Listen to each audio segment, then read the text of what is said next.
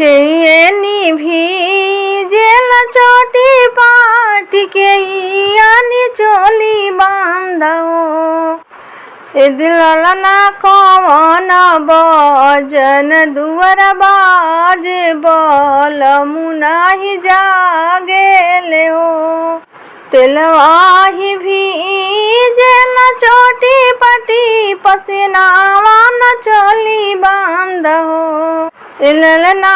बार हो बजन दुअर बाजे बल मुनाही जागेले हो बर हो बजाना मोर नैहरा बाज सोरा हो ससुरवा बाज हो ललना बाती सब जन दुअर बाजे बल मुनाही जागेले हो दुअरा अपना चेले नचानिया तयंगना कीरतनिया नाच हो ललना सोयरी घर में नाचले नदिया तो देखा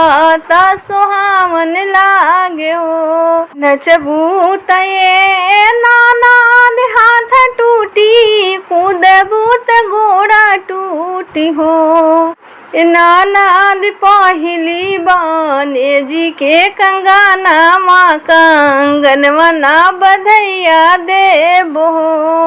हवा से नानाद उठी आईली बाबा के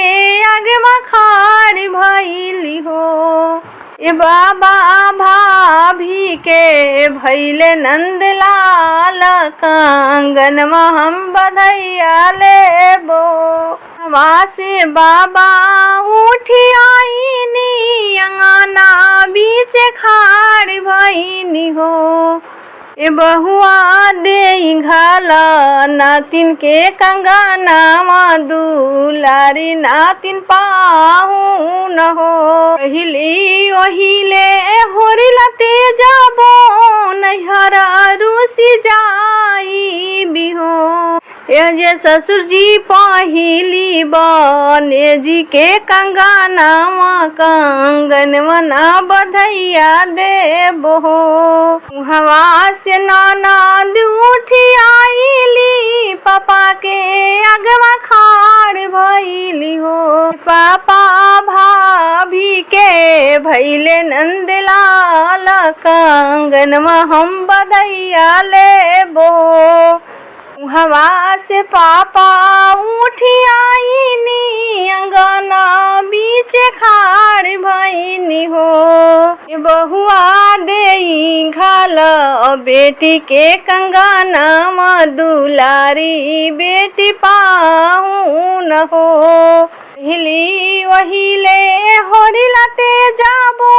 नैहरा रूसी जाई बिहो ससुर जी पहली बने जी के कंगना कंगनवा ना बधैया देबो हवा से नानाद उठी आईली भैया के आगवा खाड़ भईली हो ए भैया भाभी के भैले नंदलाल कंगनवा हम बधैया लेबो हवा से भैया उठी आईनी भाभी के अगवा खाड़ भईनी हो ए धनिया दे घाल दीदी के कंगना दुलारी दीदी पाहू न हो पहिले ओहिले होरिला तेजाबो नैहरा रूसी जाई बिहो सैया जी पहली बने जी के कंगना कंगनवा ना बधैया देबो चुप हो खाए ए दीदी चुप हो खजनी रोई मारहू हो चुप हो खाए ए दीदी चुप हो खाना नवालो रवा पोछहू हो दीदी कर अबो में दोसर बियाह कंगनवा छोड़ती लरिया देबो हाथ में से कढ़ाली कंगनवा अंगन के फेंकेली हो। छिनरो लाना सत भतरो कंगनावा सवती बन के बैठन हो। छिनरो लाना सत भतरो कंगनावा सवती बन के बैठन।